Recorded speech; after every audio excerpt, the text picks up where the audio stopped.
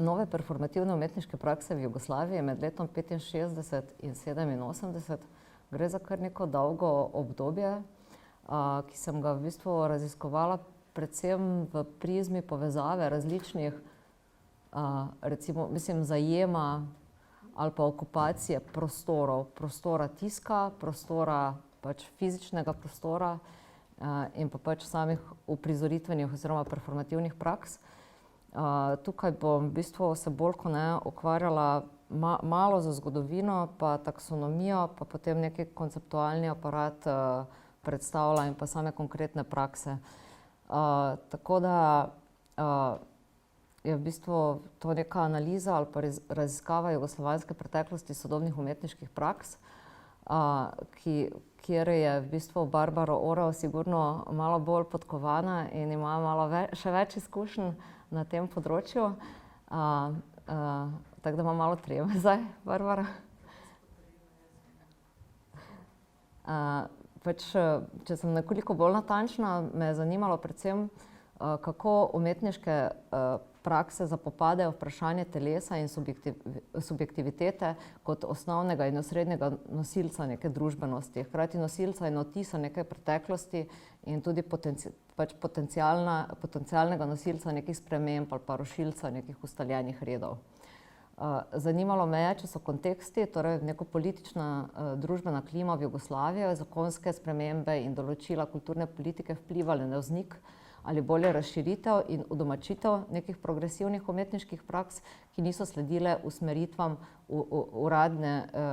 neke uradne doktrine, tako imenovanega socialističnega modernizma, ki ga je v bistvu nekako preferirala politična elita v svojem ideološkem diskurzu in narativu uprizarjanja podob okrasja, ki ga je ta ista politična elita poskušala vtisniti na svoje ljudstvo.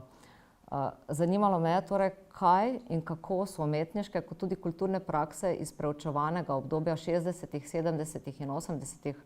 let v našem kulturnem prostoru odgovarjale na lasten družbeno-politični kontekst, kar upam, da počnejo še vedno, oziroma se trudijo početi še vedno, kakšne taktike in strategije so razvijali ustvarjalci in ali je možno med temi različnimi praksami in pristopi vzpostaviti nek skupen lok oziroma ali imajo kakšen skupen imenovalec. V svojem raziskovanju sem se osredotočala na umetniške prakse, ki so postavile telo v središče, torej prakse, kjer je bilo telo uporabljeno bodisi kot objekt ali pa subjekt umetniškega dela.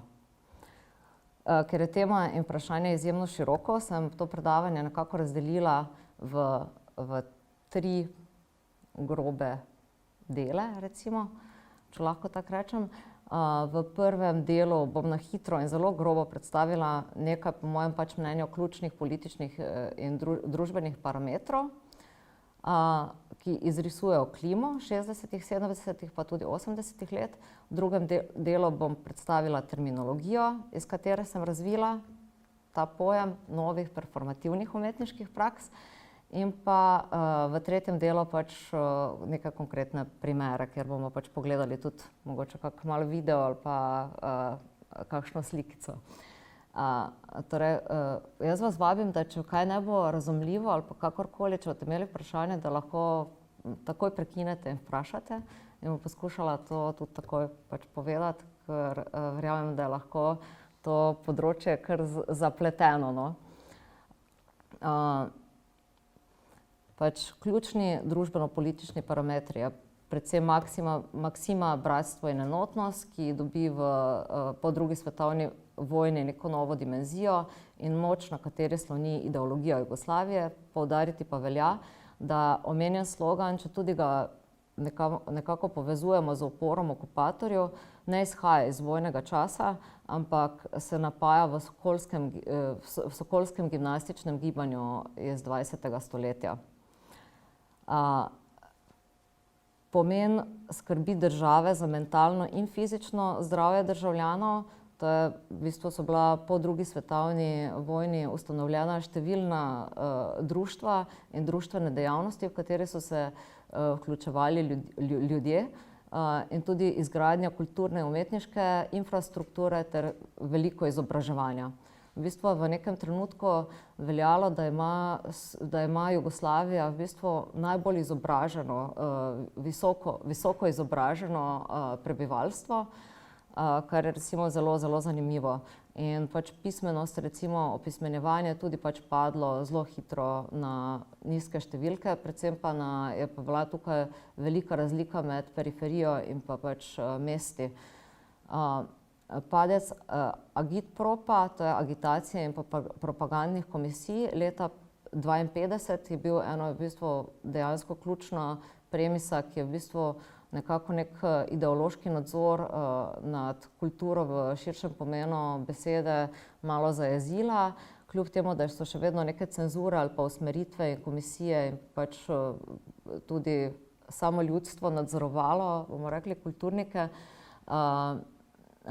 se je v bistvu zmanjšalo in tukaj je v bistvu tudi ta ključna razlika v primerjavi recimo z drugimi državami vzhodnega bloka. Pol je bil poskus opravičevanja in potrditve jugoslovanske izjeme, to kot političnega, nevtralnega nekega ozemlja, ki povezuje tako vzhod in zahod, se v bistvu ojača predvsem po letu 1961 z gibanjem neuvrščenih, kjer pač Jugoslavija še bolj zavzame to neko novo prizmo ali pa pogleda kritike tako zahoda kot vzhoda in v bistvu poskusa neke nove reafirmacije trga in pa politike.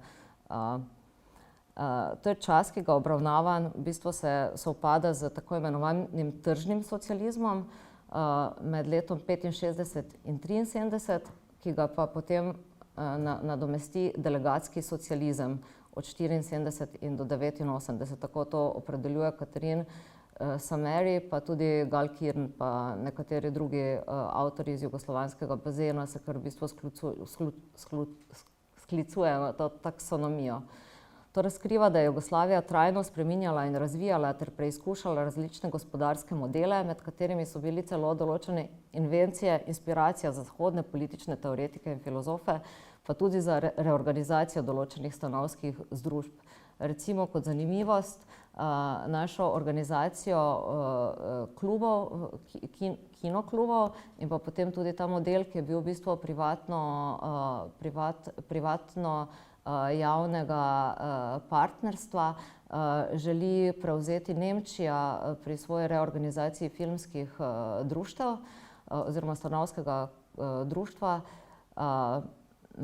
in se mi je zdelo pač to ena fantastična neka rešitev.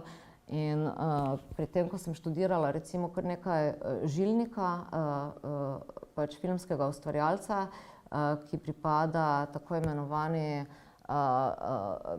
črnemu valu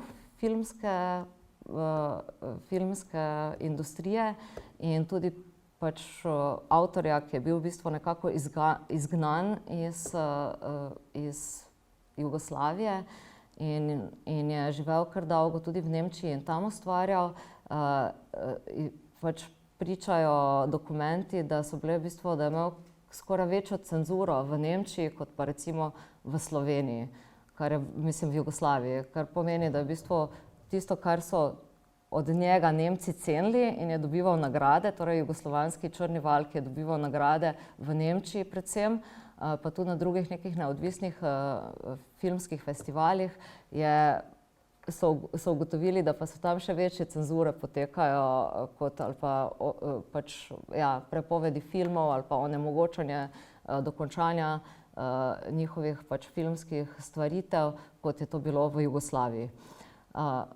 Pol je tukaj model samoupravljanja, za katerega vemo predvsem danes v levičarskih krogih, recimo, če jim lahko tako rečemo, da je neka še vedno stalnica reference, ki poskuša misliti ta model kot nekaj zelo pozitivnega, kot neko valenco, ki je dajala delavcem in pa pač ljudstvo večje pravice in je dobila v času svoje veljave tudi ime neuradni titoizem, torej kot izum neki jugoslovanski in posebnost. ki se je pač konceptualno in tudi deloma praktično skozi razvojne faze sinkretizma v mnogih antagonističnih socialističnih idejah spreminjal in adaptiral v vsakem novem nekem modelu, bomo rekli, ali pa za vsako novo ustavo, ki jo je Jugoslavija ustvarila. S tem želim poudariti, da pravi in čisti model samoupravljanja v Jugoslaviji ne zaživi v celovitosti, ker vodstvo meni, da ljudstvo še ni doseglo zaželene zrelosti, da bi samo upravljalo za državo.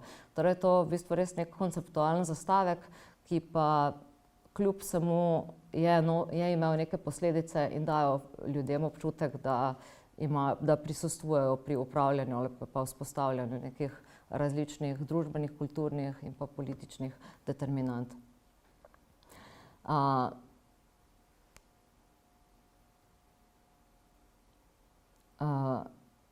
Na področju kulture velja izpostaviti, da se je samoupravljanje nekako vedo v letu 1965, ki je prav tista neka posebna zareza v političnem, kulturnem smislu, saj v bistvu gre za padec Rankovića in s tem tudi v bistvu za neko zelo, zelo liberalno sfero ali pa obdobje, ki napove neke velike spremembe, in to je tudi ta čas, v katerem v bistvu se te nove umetniške prakse oziroma temu, kar jaz pravim, nove performativne umetniške prakse razvijajo.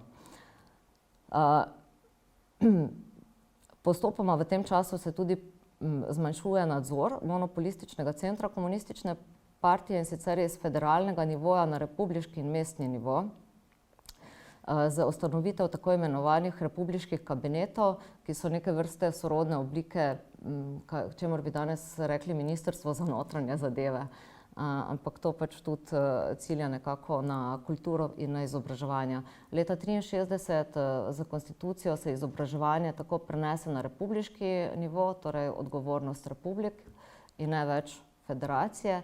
Leta 1965 mladinske organizacije dobijo veliko avtonomijo in postanejo nek partner komunistične partije kot enakovreden organ, ki bi naj v bistvu tudi soodločal. Leta 1966 se ustanovi študentska zveza in v tem času tudi že nastanejo prvi konflikti in nesoglasja v bistvu z Zvezo komunistov Jugoslavije, kar vodi malo kasneje, leta 1974, na mladinskem kongresu do združitve študentske zveze Mladinski ligi. In s tem tudi nek konec nekega, mislim ta zadnji konec tega uporniškega vala, ki se zgodi po letu 1968, znani študentski revoluciji, ki ni zajela le Jugoslavije, ampak v bistvu celotno Evropo ali pa svet, še boljše. Z amandmajem leta 1971 postanejo republike dejanski centri upravljanja, torej dobijo popolnoma avtonomijo in le določene prvine upravljanja so še vedno v bistvu na strani federacije. Tako je potem leta 1974 kultura v celoti prenesena v roke republik. In tukaj je tudi glavni razlog, da so v bistvu kulturne politike, da Jugoslavija v bistvu, kljub temu, da je skupen mentalni prostor, v bistvu ima zelo različne kulturne politike in pa pristope k sami kulturi ali pa umetnosti. Ker so pa bili v bistvu umetniki zelo premeteni ali pa intelektualci, bomo rekli boljše, so vedeli, da neke stvari, ki se bodo cenzurirale v eni državi, bojo nekako lahko predstavljene v drugi državi, in so to tudi s pridom v bistvu prenašali. Tako so v bistvu zgradili ustvarjalci ali pa intelektualci neko mrežo različnih centrov, kjer so si v bistvu izmenjavali, se podpirali medsebojno, v bistvu so velikokrat stopili v bran drugi državi ali pa neki cenzuri, ki se je zgodila, in še mogoče za nalašč še bolj podkrepljeno to pokazali. Teh primerov je kar nekaj, pa jih ne bom naštela, ker v bistvu niso toliko bistvene, ampak vsekakor je zanimivo pogledati, da recimo, če vzamemo Tomaža Šalamuna in njegovo slovito pesem ki je mislim, da bila predstavljena v kakej uprizoritvi, mislim, da od Le Jurišič par let nazaj, zdaj sem pozabila, ne bom je znala citirati do konca, ampak nekako Šalamun reče, da je za Kardeljevo štipendijo šel v Trst in tam malo se, kako bi temu rekli, stiskal, ljubimkal z črncem, ne. In s tem je v bistvu zarezal v en tak zelo nelagodno sfero. In ta pesem je bila objavljena recimo v Poljih, v reviji Polja, novosaški reviji, medtem ko v Sloveniji nikoli ni bila objavljena. To je bilo nekaj malo za tem, ko je bila recimo Slovita Duma njegova doživela velik napad in tudi sam Šalamun. In če se pa premaknemo še malo naprej, da so imele možnosti lokalne skupnosti pri odločanju o investicijah, bili so tako imenovani obvezni samoprispevki, ki so ga plačevali vsi aktivni državljani oziroma zaposleni. In s temi fondi za družbene in kulturne aktivnosti so v bistvu vlagali, so se v bistvu lokalne skupnosti same odločale, v kaj bojo vložili v naslednjem letu denar. Torej ali v infrastrukturo, ne vem, kulturniško, ali v zdravstveno, ali izgradnjo vrtcev in tako dalje. Tako imenovani tržni socializem je spodbujal tržno usmerjenost kulturnih dobrin, tako da tu si ne smemo zatirati oči, da je bila ta Jugoslavija v bistvu, ki je samo skrbela za produkcijo in vlagala v njo, ampak je tudi spodbujala bolj neke tržne elemente, ampak ne vse na enak način. V bistvu so bolj kot recimo balet, gledališče, pa tudi vizualno umetnost skoraj v celoti je podpirala različni fondi ali pa občine ali pa skupnosti različne, medtem ko recimo glasba in pa film sta bila mnogo bolj prepuščena tej tržni prizmi.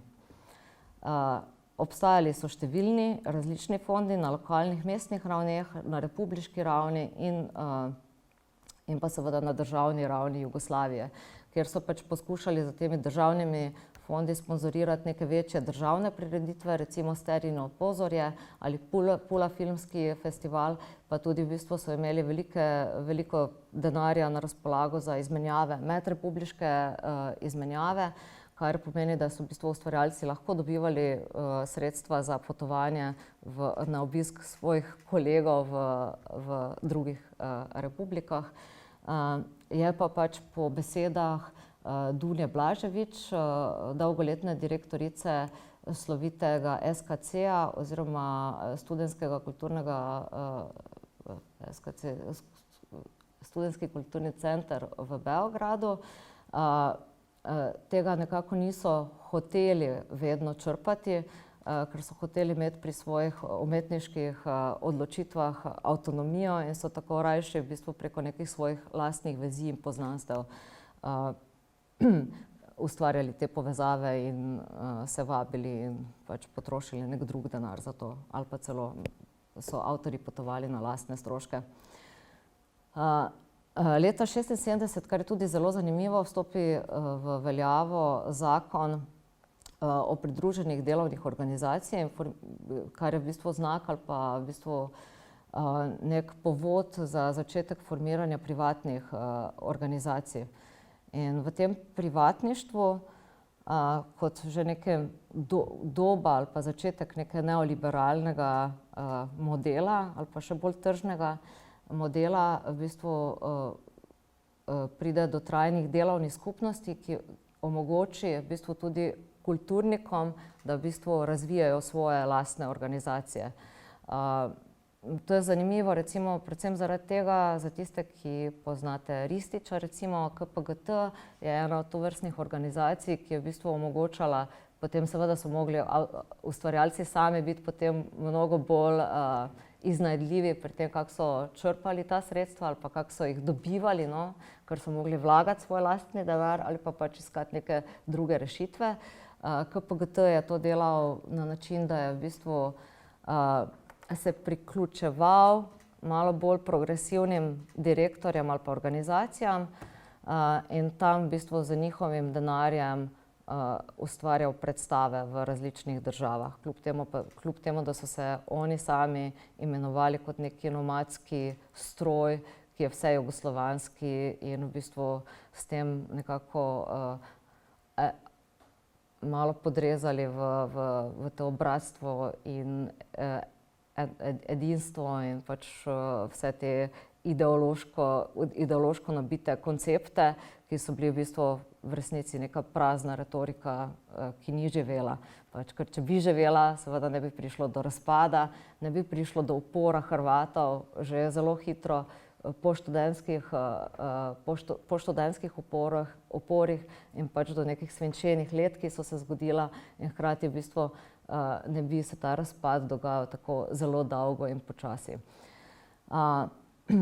Zanimivo je tudi to, da Slovenija v tem primeru je bila neka izjema in je dovolila kulturno privatništvo, bomo tako rekli, šele leta 1982. In ta prva neka skupnost je bila Ekurna, ki je danes poznana kot galerija, začela se pa pač kot neka skupnost likovnih ustvarjalcev, ki so pač želeli imeti svojo lastno galerijo.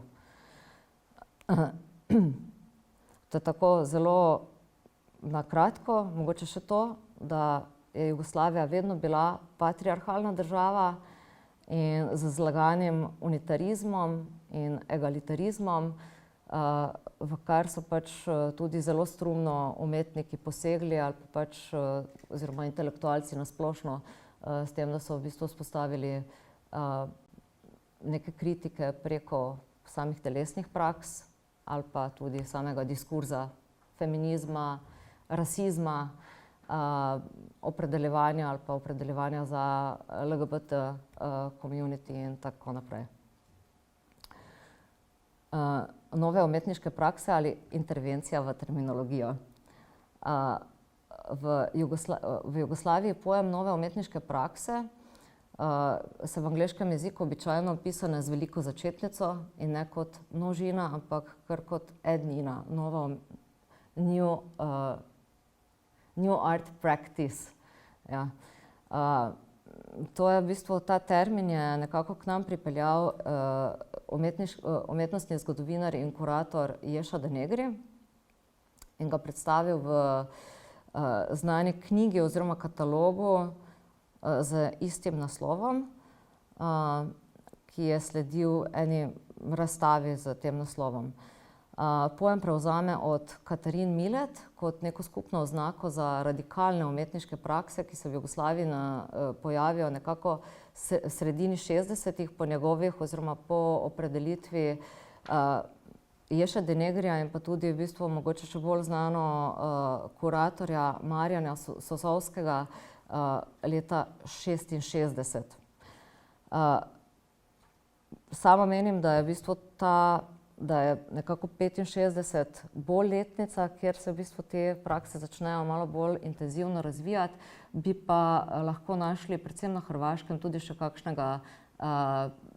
kakšnega še bolj zgodnega iniciatorja, recimo Gorgono skupino, ki je v bistvu delala, ampak je bila do 70-ih let popolnoma neznana, ali pa recimo Gotovca, ki je sicer označil pol naknadno, retrospektivno svoj prvi performance že v srednji šoli kot nek model ali pa neko intervencijo v to kulturno krajino, nato pa leta 1962 že ustvaril nekaj, kar v bistvu bi lahko imenovali ta akt novih umetniških praks, kjer se sam slika z eno naslovnico revije, samo sem pozabila za naslov te slavne fotografije, on v zimski pokrajini z naslovnico Ele z eno žensko podobo.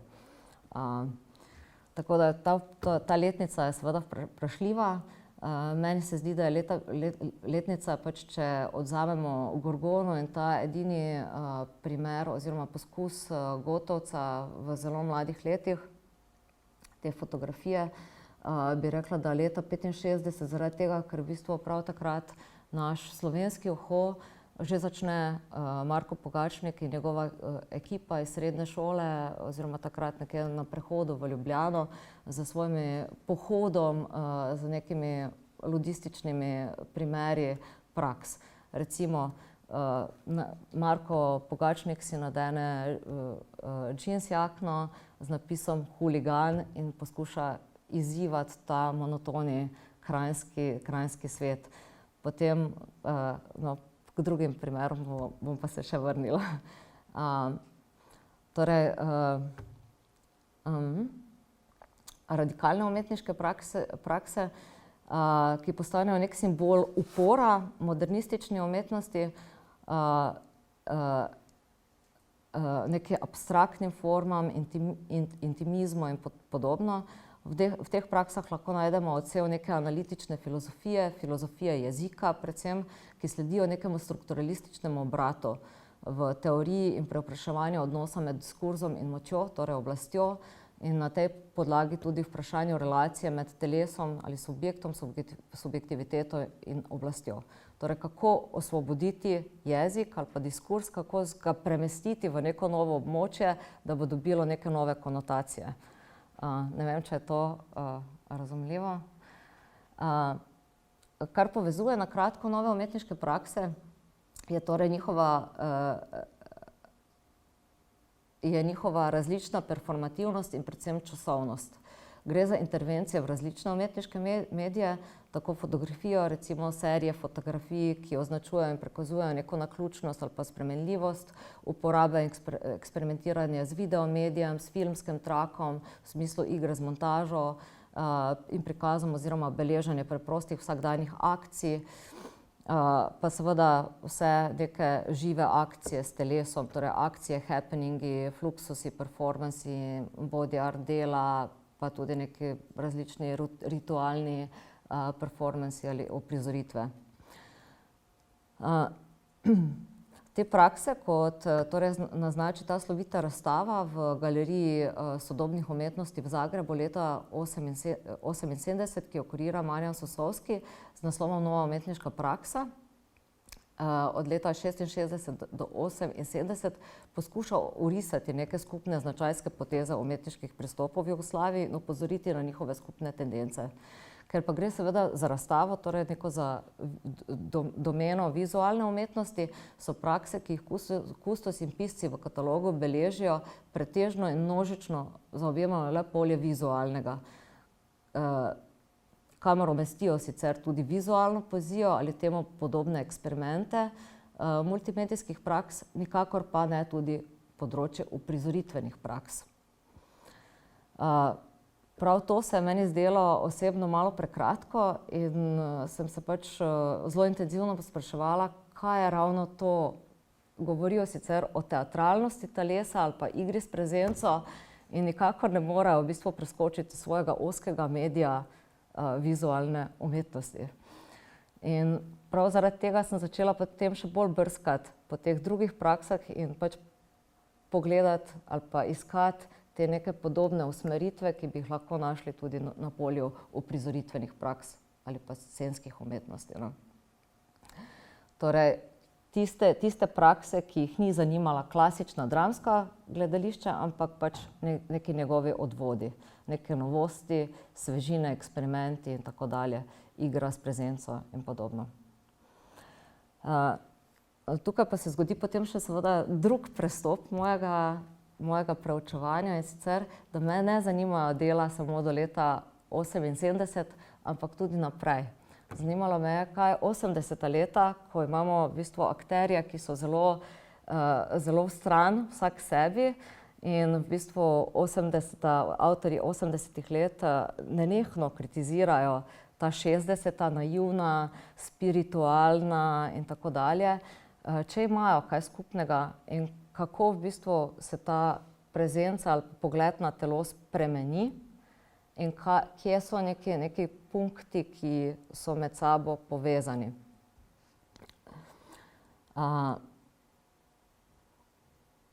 Torej, upoštevala sem neke oddaljenost ali pa neke razlike v teoretskih usmeritvah in ideoloških predpostavkah, ki seveda v dveh obdobjih nimajo istega imenovalca, in pa njihove pač možnosti povezav.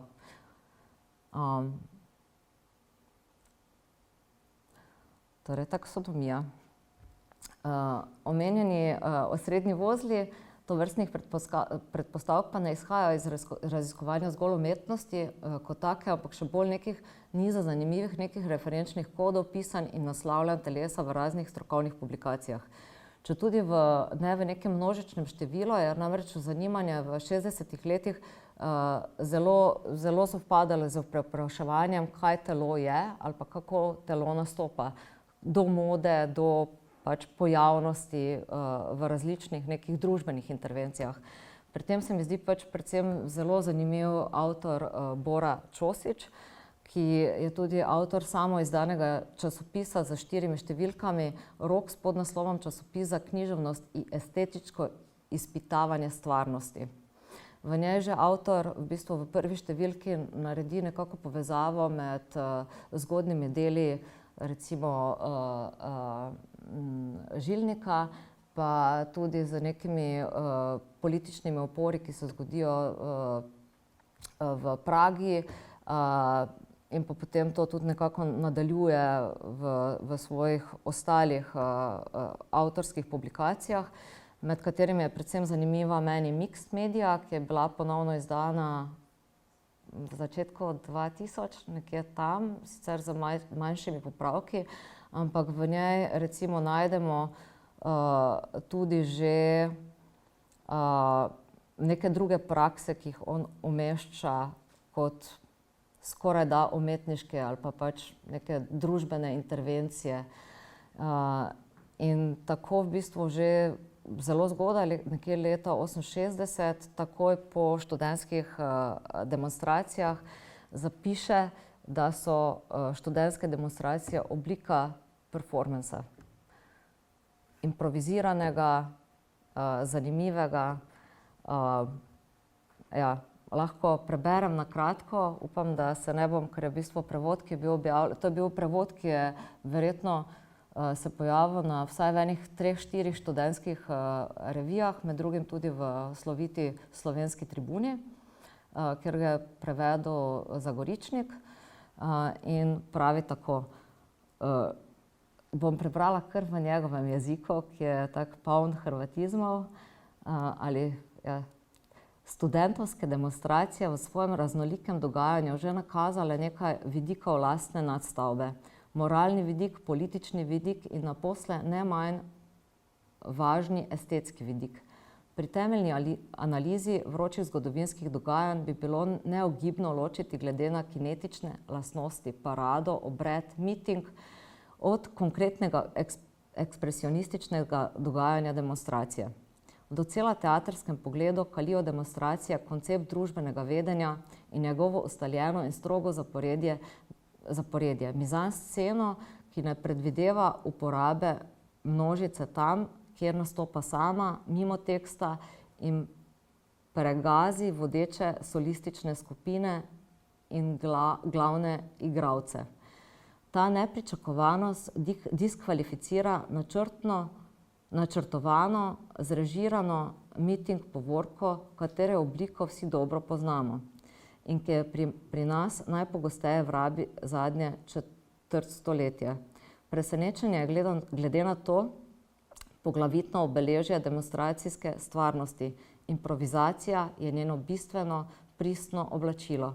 Prav zaradi tega je demonstracija šokantna, nedostojna in brezobzirna. Ne le zato, ker povzroča moralne in socialne krize, pač pa tudi s tem, ko nenavadno plastičen način rekonstruira obstoječe dogajanje življenja in mu na mah doda številne nepričakovane, bogate in ustvarjalne vsebine. Demonstracije s svojim nenapovedanim vmešavanjem kalijo ustaljene tokove in na ta način močno okrnjujejo zgodovino didaskalije. Precizno, toda formalistično predvidene snemalno knjigo družbe. Inspicient zaporedoma gleda, kako na sceno vdirajo osebe in kako statisti iz neke druge igre in se mu še sanja, kaj naj oni počno sredi toka, čigar tehniko mora nadzorovati in kaj vse lahko ti motivci izvedejo.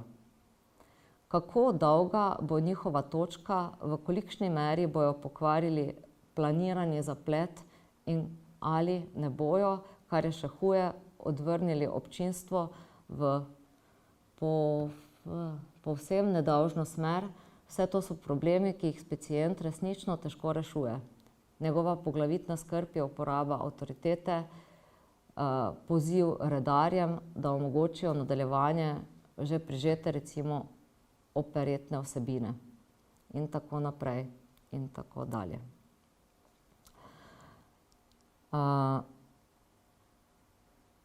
Od tukaj, če tudi časovno nekoliko naprej, pa se premaknemo, torej lahko tudi že k umetnosti. Lahko sem vprašamo, kjer je številki pripombe? Lahko ti povem pol, ampak tukaj nimam, ker sem si samo skopirala ven. Ampak ti bom pogledala pol v naloge.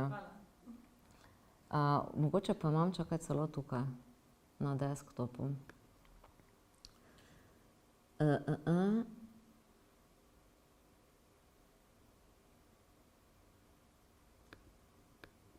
Mislim, da je to to.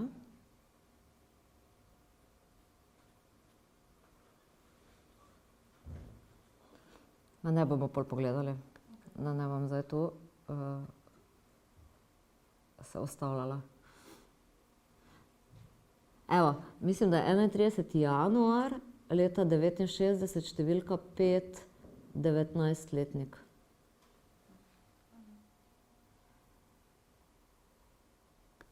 Pa še pogledam ti zdaj, ker smo že, ja, to je to.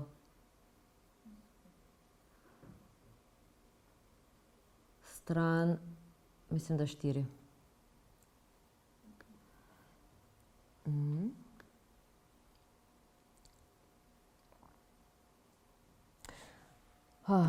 Ko sem iskala neka možna poimenovanja in nadaljno obstoječe, že obstoječe klasifikacije in se spraševala, kako v bistvu so avtorji in kdo so avtorji, ki so v bistvu že naredili neko taksonomijo, ki mogoče nam še bolj pomaga klasificirati te prakse, sem prišla do knjige seveda slovite Susan Sontag Proti interpretaciji, kjer so zbrali njene eseji, ki jih je v bistvu v 50-ih in 60-ih objavljala v New York Times, mislim da. In v njej avtorica pač opisuje in poskuša tudi artikulirati te nove prakse. Podrobno branje Susan Sontag o novi senzibilnosti, ki jo dekonstruira kot skupen imenovalec prvega obdobja mojega zanimanja, torej poznih 50-ih oziroma pač v Jugoslaviji v 60-ih letih 20. stoletja. Najprej avtorica razdeli te prakse na impersonalne, analitične umetniške pristope k ustvarjanju in superpersonalne ali bolj interakcijske oziroma metafizične ali ritualne, pač pristope k ustvarjanju. Številni in raznoliki pristopi so s preizkušanjem različnih takih iskali možnosti in načine, s katerimi bi tradicionalno opredeljene discipline razširili in hkrati znotraj njih pokazali ali bolje nakazali možnosti za dosego nove senzibilnosti. Drugo prehodno fazo, ki jo že zaznamuje tako, oziroma pač to fazo, ki v bistvu zaznamuje nek vrhunec in potem hkrati tudi že padec ali konec moderne umetnosti z uspehom ali bolje neuspehom zlitja umetnosti in življenja, ki pripelje umetnost, ko zapiše Vili Ravnjak v Katedri leta 86, razbitja svojega lastnega telesa, kolapsu, umetniškemu samomorju, uničenju umetnosti kot take. Iz te nične točke, ki se zgodi nekje sredi 70-ih let, oziroma pač začne dogajati nekako po letu 72 in potem naprej, mora pač umetnost počasi vrniti nazaj k osnovnim umetniškim zakonitostmi.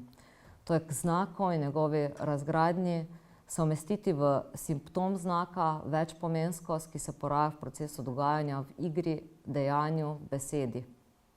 Takšno izhodišče razpre tudi nadaljnjo redefinicijo gledališke umetnosti, pa tudi druge umetnosti kot intelektualno kritične in politično moralno polemične, temelječe na čutnem spektaklu.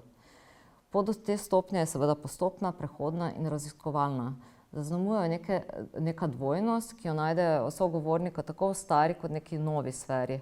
Torej nekako se poskušajo izmestiti iz tega umetnosti in življenja, z te nove senzibilnosti k nečemu malo bolj provokativnemu, k nekemu pač bolj kritičnemu, k neki generaciji, ki začne v bistvu naslavljati svojo prakso, kot bi jo jaz označila s pojmom dramatizacija. Torej potrebno je izpostaviti vse maske, se zmaskirati še bolj, poudariti neke stvari, ki niso vidni, igrati se s polom, s telesom kot nekim označevalcem ali pa projekcijo nekega označevanja, ki nikoli ni eno, ampak je vedno večplastno, vedno povezano s tem, kaj drugi vpisuje v tega, ko me gleda. Torej, kaj sem jaz? Sem predavateljica, sem performerka, sem ženska, sem vse to trenutno, sem raziskovalka, sem kolegica, sogovornica. Ne vem, vedno imamo pač te različne vloge, ampak pač v splošnem pa se vedno gledamo po neki spolni opredelitvi ali pa pač neki avtoriteti ali pa pač nivoju. Sem Slovenka, nisem, sem Jugoslovanka, pač tako naprej. No. Dovolj bluzanja. Torej zdaj pa malo bolj k intersubjektivnim pristopom. To so ti prve neke vrste multimedijskih procesnih delov in eksperimentov, ki se pojavijo predvsem navezavi na strukturalizem. Bi lahko rekli, da gre za neki zoom nekih procedur, ki so zarezale v obstoječi red stvari in načine upravljanja, ki jim je posameznik podvržen. Najprej seveda to storijo, kot že rečeno, v domeni jezika. In nato naprej tudi k poskusom preigravanja nekega buržoaznega humanizma preko samega telesa. To je najlažje nekako razumeti prav preko reizma oziroma skupine Uho in njihovih performansov, kjer v bistvu se preigravajo z razmeščanjem nekih stvari. Recimo, Šalamun Tomaž ima razstavo v Kranju z naslovom Morje, kjer v bistvu so vsi, je 5 članov leži na tleh in vsak ima iz testa na svojem telesu eno črko tega morja. In hkrati je to morje, mislim, se potem začnejo tudi s tem testom obmetavati in pač ustvarjajo nek happening okoli sebe in preizprašujejo, kaj je zdaj morje. Je morje morje ali je morje črka, mislim, je morje beseda, ki je sestavljena iz črk, in kaj, ali je kruh, ali je to ta akcija, ki jo oni izvajajo in tako naprej. No. Potem recimo drug tak primer intervencije je Marko Pogačnik v delu Sprehod z zvezenim hroščem na zimskem plašču, ki je nedatirano delo, ampak verjetno leta 1965 bilo ustvarjeno,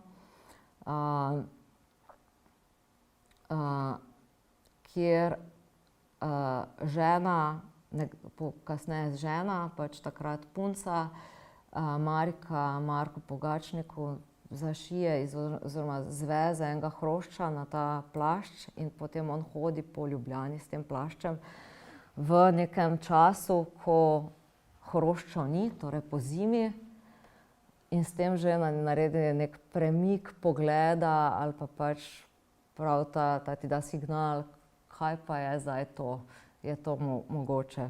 Drug primer, zelo podoben, je od Vojn Kovača Čabija iz leta 1967 z naslovom Fant v pižami. kjer se Jože Drev v kratkem zapisu sprašuje, ali obiskovalci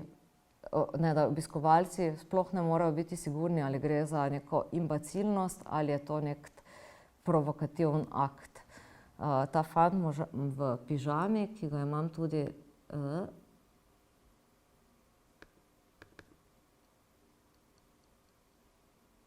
samo malo, da se odpre, se noče.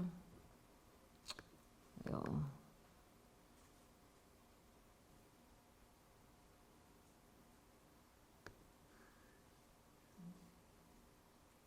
Ne vem zakaj.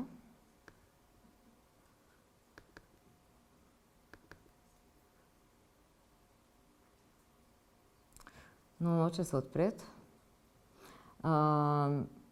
Je v bistvu ena serija fotografij, ki je bila objavljena v reviji Tribuna na prvi strani in imamo serijo fotografij enega fanta, ki hodi v črtasti pižami po Ljubljani z sončnimi očali celo in pač se sploh ne ozira, zelo čisto, kot da je pač to najbolj normalen sprehod ob neki uri dneva. Evo, to je to. Potem so tukaj še preproste neke akcije, recimo Marine Abramovič, ki bi jih lahko označili kot behavioristične in so v bistvu nek korak še naprej od teh nekih premeščanj, igrivih in humornih preprostih intervencij in so resnično v neki maniri nekega osvobajanja. To je 3-delna serija z naslovom Osvobajanje spominja, osvobajanje telesa in osvobajanje glasu. Vse iz leta 1975. Z njimi pač poskuša se ona dokopati do neke ničte stopnje telesa, ker so verjeli, da pač, če pridemo do zero point of the body, bomo pač lahko začeli kreirati sebe končno kot ljudi po svoji lastni volji in ne več za tisto vso navlako ideološko ali pa pač, ki je vpisano na naša telesa. Tako v prvem izgovarja besede, ki se jih asociativno spomni, dokler njene misli niso prazne, v drugem pleše ure in ure, dokler se ne onesvesti oziroma kolapsira v neki izčrpanosti. In v tretjem vpije, dokler ne izgubi glasu. Nekoliko drugače, a mogoče celo bolj v neki super impersonalni maniri, pa še bolj poseže v ta isto behavioristično maniro osvobajanja v seriji Ritem iz leta 1973 do 1974. Predvsem se mi je zdela zanimivo njeno delo v Zagrebu, ko avtorica v bistvu poje dvojne tablete in za eno v bistvu izgubi popolnoma nadzor nad svojim telesom in v bistvu potem res dejansko ne more več nadzorovati in pač to je sicer posnetek, obstaja in pač gledaš res to neko transformacijo, jedla pa je neke tablete proti shizofreniji, ki jih je jedel njen brat in pač neke druge medikamente, pač kar radikalno, no. Ona se je vedno radikalno in resno po skoru lotila svojih performansov. Tako je nekako s performansi markirala neko naključnost, neponovljivost, pa tudi nekaj, v bistvu, kar gre preko ali pa nek del telesa, ki pač ni pod nadzorom neke roke velikega drugega. Premeščanje aktivnosti iz privatne sfere v javni prostor je tudi recimo bila ena zelo popularna gesta, ki so se ustvarjalci lotevali. Tukaj recimo so predvsem znana grupa Kot, ki jo poznamo tudi po imenu E-Kot in pa potem Januar in Februar. Jaz sem malo dolga, ne? Bom malo pospešila.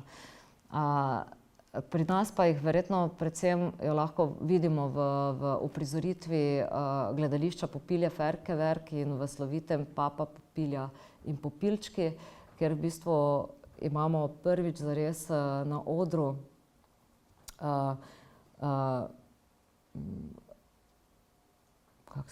naturščke. Cela predstava pa je v bistvu se nekako preigrava z v bistvu rituali iz vsakdanjega življenja, ki so predvsem jih vidimo oziroma smo jim podvrženi v privatnem življenju, ne pa v javni sferi. Torej dojenja, ljubljenja, pa potem veliko preigravanja neke moralne ali pa pač medijske propagande, reklame in tako dalje. Pač na en ludističen, zelo čist, ne naivn, ampak igriv način.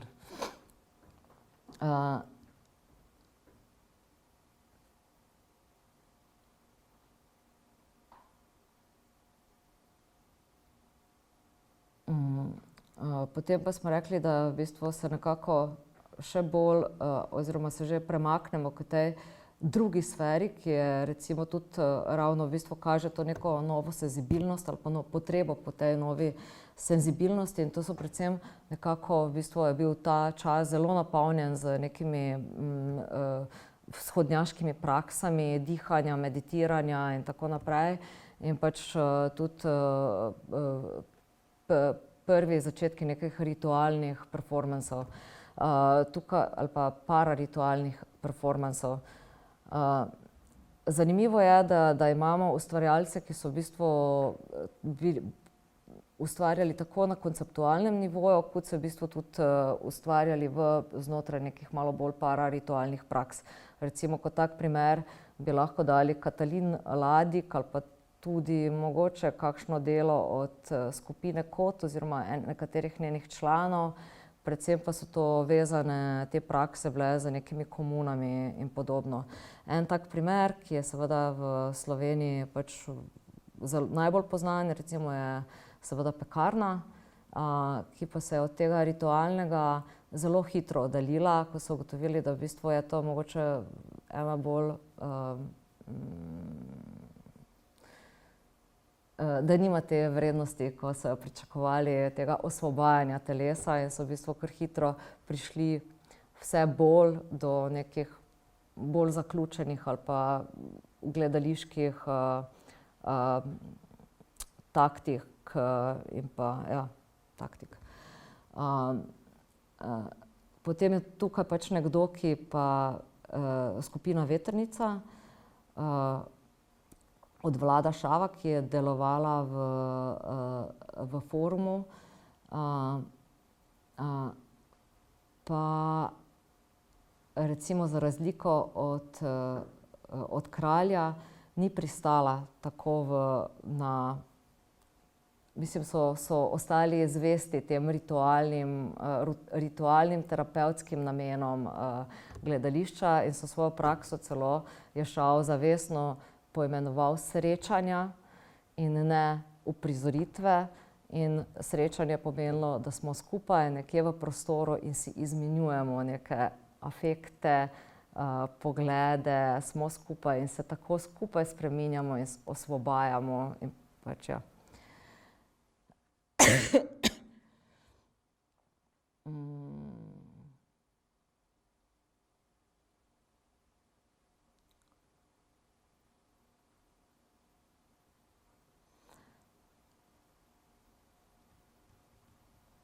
Mogoče še en zanimiv primer, ali pa meni je pač drag, je bilo na pač skupina Oho v Galeriji študentskega centra SC leta 1968 v Zagrebu. Tako ustvari v bistvu oziroma otvori ta večer z nekim kolektivnim telesom oziroma z nekimi 6 postajami, kjer pač obiskovalci obiskujejo in tam so v bistvu jim ponudijo različne skore, torej neke naloge, ki jih morajo potem skupaj oziroma so povabljeni, da jih skupaj izpeljejo. En primer pač te ravnega konceptualnega nekega premika ali pa pač fragmentacije pomena ali pa spremembe pomena je recimo na enem mestu, na enem stolu so pač jabolka in piše: vzameš jabolko, ugrizneš jabolko in jo poješ. hkrati kar zatem pač producira, je, da jabolko več ni jabolko, ampak postane samo še ogrizek. To je prva pač transformacija same neke materialnosti, druga pa je v bistvu ta kolektivna akcija ali pa kolektivni koncert, ki se zgodi po nekih Cageovi maniri, kjer pač ta zvok grizljanja ali pa pač ustvarja neki ritem in neko melodijo in hkrati tudi ustvarja neko kolektivno koreografijo.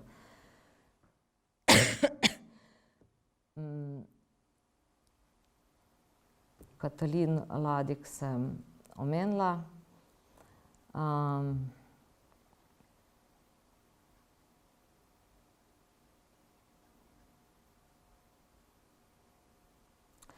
Potem pa obdobje prehoda. Mogoče je to največji dosežek v moji nalogi, ne samo to konceptualno ogrodje, ki sem ga pač naredila, ampak predvsem to, da sem nekako uspela ujeti to neko prehodno fazo, kjer v bistvu najdemo ustvarjalce, ki ne delujejo na polju ne gledališča in ne vizualne umetnosti, ampak so v bistvu so bolj glasbene skupine oziroma skupine, ki so delovale na področju glasbe ali pa ustvarjali neke glasbe in pač različne glasbene forme. In so v bistvu našli neko novo recepturo, ki je potem 80. v bistvu prevzamejo kot svojo osrednjo polje delovanja. Torej koncertno ali pa masovno neko formo, ki pritegne množično ljudi. Torej, od očitka hermetičnosti prejšnjega obdobja, torej umetnost, ki se je dogajala predvsem v galerijah, ali pa so bile te intervencije v prostoru tako majhne, da so ostale pač širši množici nevidne, torej nekaj očividcev, ki so jih prepoznali ali jih niso prepoznali, se tukaj pač s tem tudi je ta umetnost nemočna, ne more spremeniti ničesar, je morda celo naivna, ker verjame, da lahko človeka spremeni. Pač misli ta generacija, ki deluje nekje vmes, da je potrebno izumiti neke nove oblike multimedialnosti in interdisciplinarnosti, ki so humorne, kritične in imajo tudi neke močne performativne elemente. Tako recimo najbolj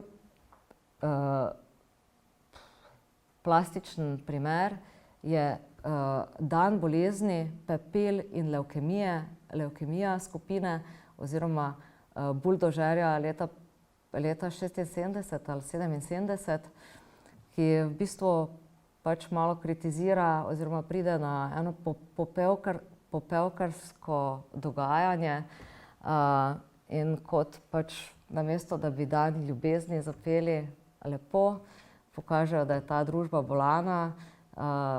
Brecelj pač se pojavi v wheelchairu,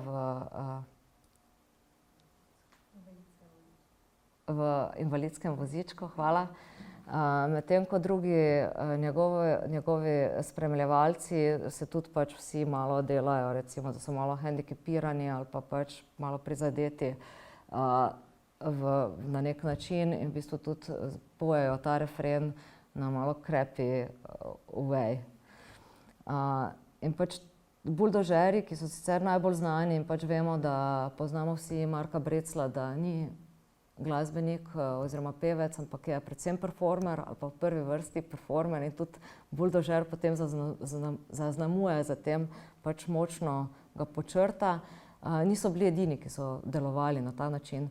Recimo drug primer tak je skupina Srp, ki je kratica za Srečko rad poje. Torej spet neka konceptualna sicer zareza na neko ikono jugoslovanskega ali pa pač socialistične podobe. Pač Srečko rad poje, no, smo preprosti fantje. Skupino sestavljajo glasbeniki, pa tudi igralci, performerji, med njimi tudi Tadej Pogačar, Gojmir Lešnik, če poimenujemo le dva, ki sta mogoče najbolj znanja. Za njih je bilo značilno, da v bistvu so zelo dolgo pripravljali te svoje koncerte in jih konceptualizirali v neki maniri. Veliko so sodelovali oziroma so sodelovali z Ksenijo Hribar pri tem delu, tako da so jo prosili za koreografijo in tudi vselej so imeli kakšnega stage designerja, scenografa, ki jim je v bistvu oder pretvoril v bistvu v gledališko situacijo. Ja. Potem pa se od tukaj samo še nadaljuje z The Proudo od 81. leta, pa Papa Kinjal Band, ki se tudi sebe niso imenovali za v bistvu za gledališče. The Prouda se imenuje kot Gverila Agit Propovsko gledališče, Papa Kinjal Band pa para teatralno gledališče. Mnogo teh zadev je v bistvu nekako izniknilo ali pa je bilo se kar dosti referiralo, pa je imel svoje prste vmes Iztok Saksida Saks, ki je bil takrat tudi urednik družbene redakcije na Radiu Študent med 82 in 84. Pa je še prednje šel na Radio Študent v bistvu kar veliko nekih intervencij oddelal v prostoru. Recimo tudi v začetku 80. let. Tako je bilo recimo tudi Pocestno gledališče pred razpadom, kjer je sodeloval tudi Andrej Roza Rozman, ki ga poznamo, pa tudi že Marko Kovačič. In od tukaj so potem samo v bistvu neke nove forme ali pa kratkoročne skupince se razvijale. Leteči Japonec recimo, na koncu pa se vse skupaj ustali pri gledališču Ane Monro, ki jo punk že prepozna za svojo lastno gledališko prakso, kot punkersko prakso.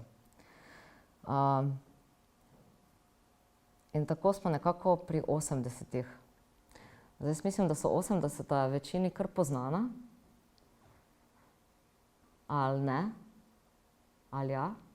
Mislim, v kakšnem smislu?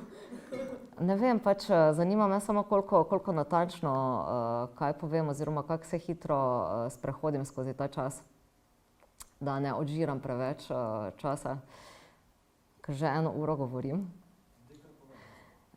Okej. 80-ta so pri nas zaznamovana predvsem s punkom,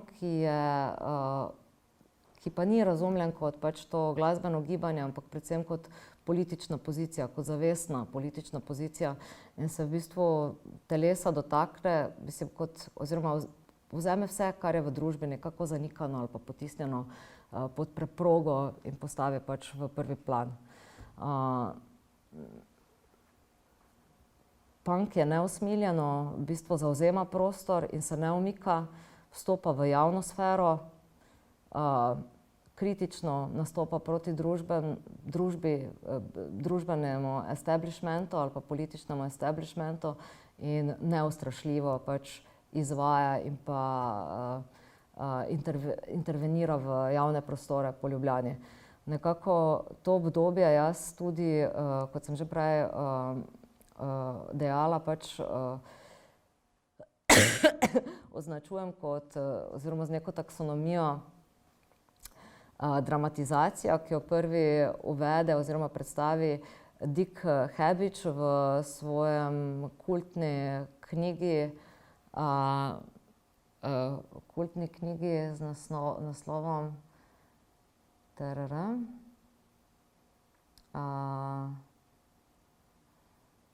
Jasmina, Subculture nekaj, iz leta 80 in je ta knjiga tudi že leta 81 prevedena v srbski jezik in postane neka biblija te generacije. V bistvu tam najdejo vso recepturo, ki se je potem zelo slavno poslužujejo. Namreč takrat Habič govori o teh subkulturah in o njihovi moči v spreminjanju neke družbene matrice v širšem pomenu besede. Nato pa je pač ta generacija, ki v bistvu potem po letu 81 malo bolj zagrabi v te vode in začne ustvarjati neke nove umetniške prakse ali pa discipline, ki so na robu dobrega okusa, da tako rečemo, v bistvu jih začnejo z pridom uporabljati. Tako njihovi galerijski prostori niso več galerijski prostori, ampak so neki kulturni prostori, je underground, dosti je povezano pač, ko začnejo pač prve grafite beliti po Ljubljani, oni začnejo premeščati v Slavni forum, nato pač v Šiško, ki je pač postala drug domicil FAV-ja ali pa pač te kulturniške scene alternativne in potem na koncu še v K4. Tam pač postanejo stene, zapisi vsega, kar je prepovedano, vsega, kar je cenzurirano, postanejo področje grafitarstva, tudi če lepljenega ali pa pač narisanega, veliko homoseksualnih prizorov, videodel prav za temi tematikami.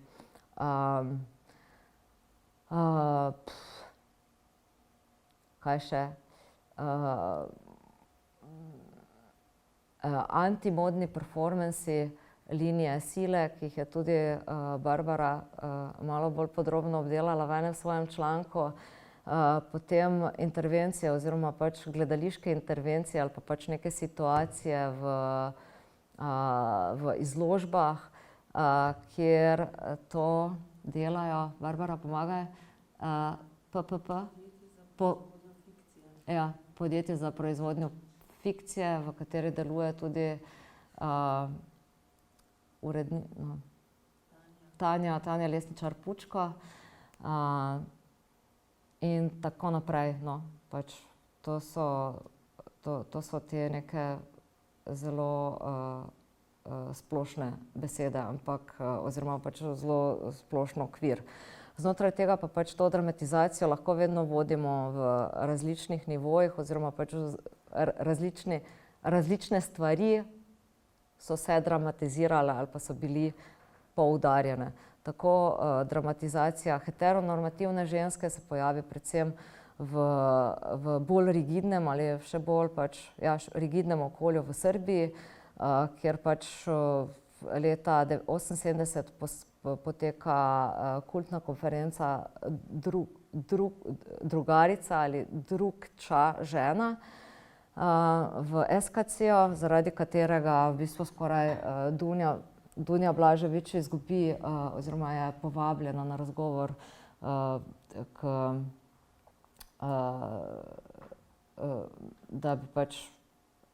da bi se vzela iz svoje pozicije, ampak pač, ker ima zelo močno politično ozadje, tega ne stori in se zoperstavi avtoriteti. Pol recimo te prakse lahko najdemo pri Bogdani Pozdanović, ki se sicer sama nikoli ni deklarirala kot feministično umetnico, je pa v svojem delu in pa s svojim delovanjem kot profesorica na akademiji, pa tudi s svojim študijem, ki ga je dajala na razpolago mlajšim avtorjem, predvsem vpisala pri razvoju pač feminističnih videov pri mlajši generaciji ustvarjalk. Potem pač, kot že rečeno, Katalin Ladik je tukaj pač ena izmed močnih imen. Pa linija sile, kot smo jih že omenili, in kot rečeni.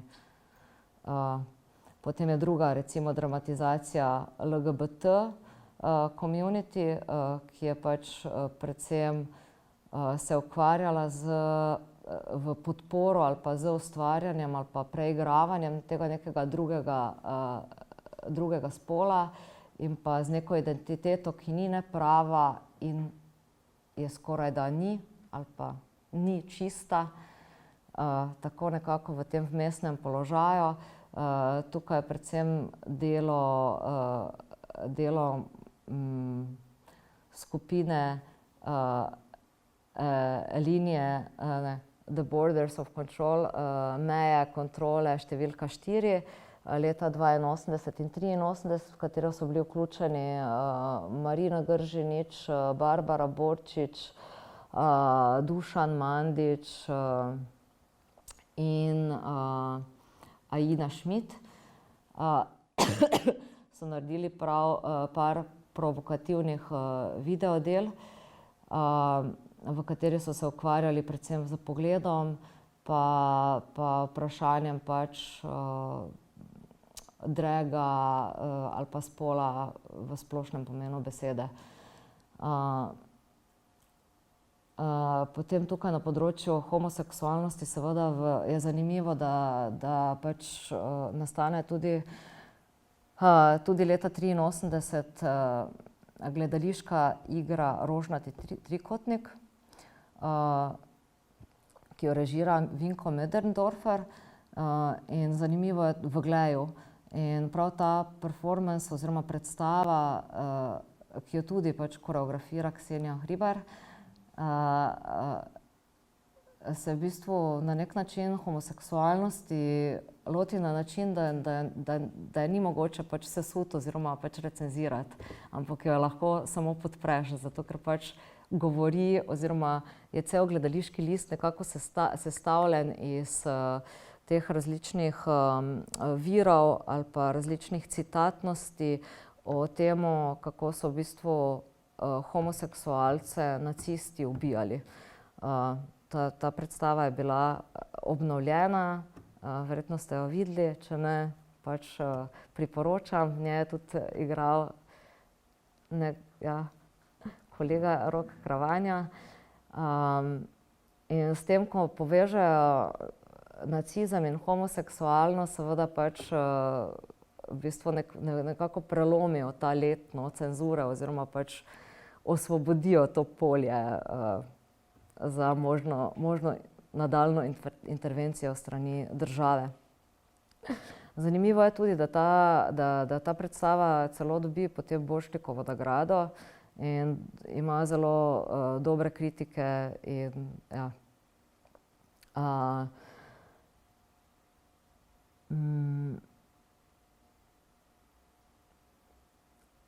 Potem en tak provokativen performance je bila tudi Lustmorder leta 1984 skupine Borgesija, ki jo poznamo prav danes tudi bolj kot glasbeno skupino, je pa bila Borgesija predvsem neka umetniška intervencijska skupina, ki je veliko se ukvarjala z sadomazohizmom oziroma je bila inspirirana z sadomazohizmom, ki ga je navezovala tudi z simboli moči. In je nekako ekvivalente postavljala med močjo avtoritete ali pa države in pa neke prakse, tako da je to subvertirala.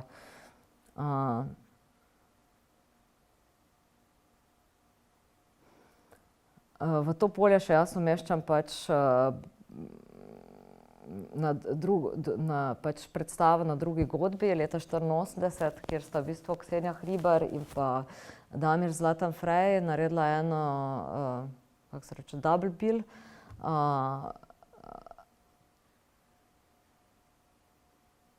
Bitter Tears for LM, evo spet v angleščini, seveda imam to vse zapisano že. Grenke solze za LM in pa Black Marble Letters, ki ga je Frey režiral.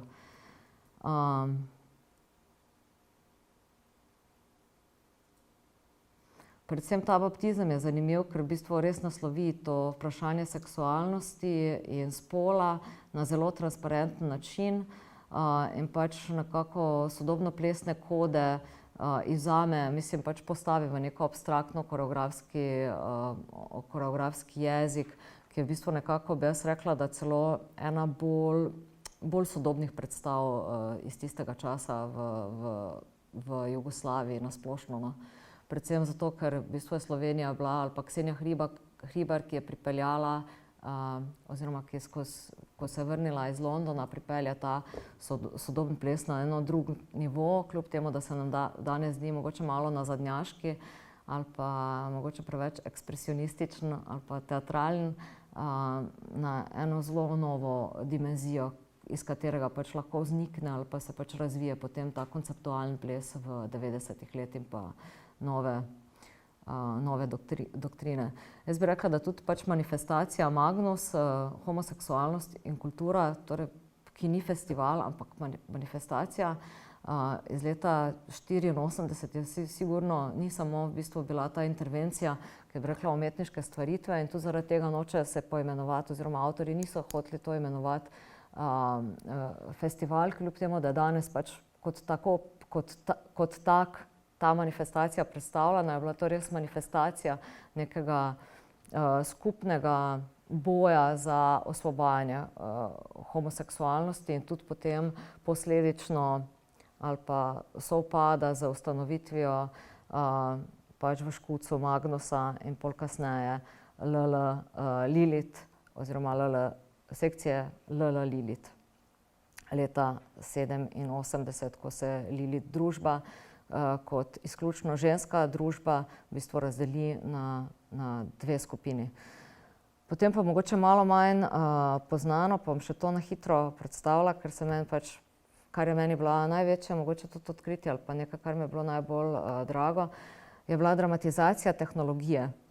In pač sicer je to umešča malo sicer nekako navzdol, je pa v bistvu ravno ta tehnološki obrat nekaj, kar je bilo ključnega, da se je v bistvu pogledalo na agenta ali pa na tega Levinasa, recimo z nekega drugega konca. In tako leta 1981 izide kot posebna številka revije Vidici, rečnik tehnologije, torej slovar tehnologije, ki ga ustvarita filozof Aleksandar Petrovič v sodelovanju z slikarjem in filozofom Slobodanom Škerovičem, ki sta bila takrat tudi urednika tega časopisa. In kljub temu, da je bil recimo Vidici nekako tako, ko so danes problemi, bomo rekli, malo bolj ponavadi usmerjen na strokovne tekste, daljše tekste, razprave in tako dalje.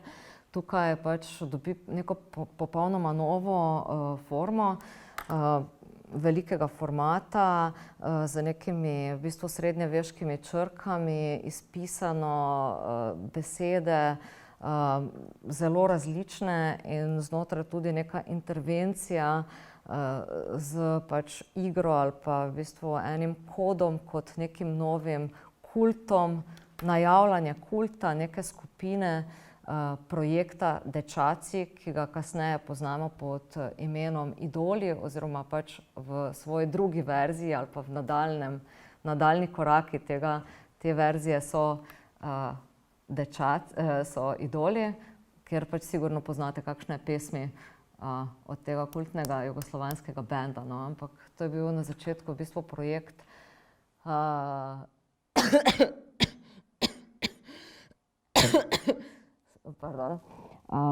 Dragana Papiča, ki si v bistvu skupaj z uredniki Vidico in pa tudi revije Študent nekako omislil ta projekt in ga je začel z rahlimi intervencijami v prostoru, z grafiti, ko so dečaci, dali ga vidiš sa dečkom in podobni pač slogani, malo provokativni, homoseksualni, homoerotični. In na to pač v objavo tudi v Študentu, kjer se pač pojavijo 4 fantje oblečeni v obleke in piše spodaj samo dečaci so za emancipacijo, dečaci podpirajo emancipacijo. In pač take male intervencije začnejo pač se nabirati in gostiti. In pač potem pride tudi kmalu za tem, no, potem izdaji rečnika tehnologije, pride tudi do njihove javne prezence in pa do njihovega izdajega prvega demo albuma.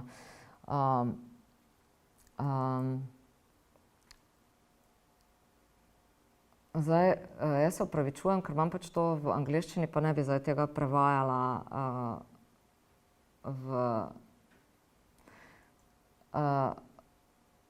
v slovenščino, ampak bi raje prebrala, če lahko v angleščini ali pa celo v originalu, mogoče v srbščini. Kako vam je lažje?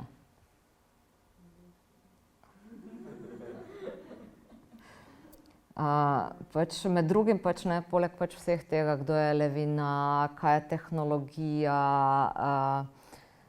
kaj je telo in tako dalje, vam lahko potem pokažem tudi na računalniku oziroma potem na screenu še od zadaj.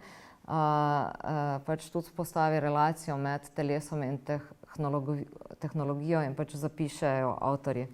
To return oneself into the past means to return one's own body, to not give it away anymore for the survival, the institution, parents, school, factory. To stop owning one's body, being a boy, means dečak, means owning it only via parents, factory, school. As long as the institution is the basis of sustaining of the body, we cannot exist. We can only observe ourselves via the institution of life, via technology. A strong character needs to create and annihilate the body that has to be in control of it. Annihilated but unrealized body is the same as that.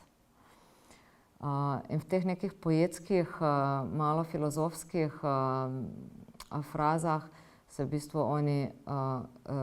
bistvu ta rečnik tehnologije premika tudi k umetnosti in pravi, da tehnologija potrebuje umetnost, da umetnost je forma ali pa oziroma skozi umetnost se kreirajo forme, ki ustvarjajo telesa. In pač samo umetnost lahko nekako tista, ki preobrne Levitana ali pač se usede na njegovo mesto, uporablja njegove poze, njegov jezik in njegove metode in jih subvertira in jih maškerira. In s tem lahko pač mogoče celo počasi zaključim.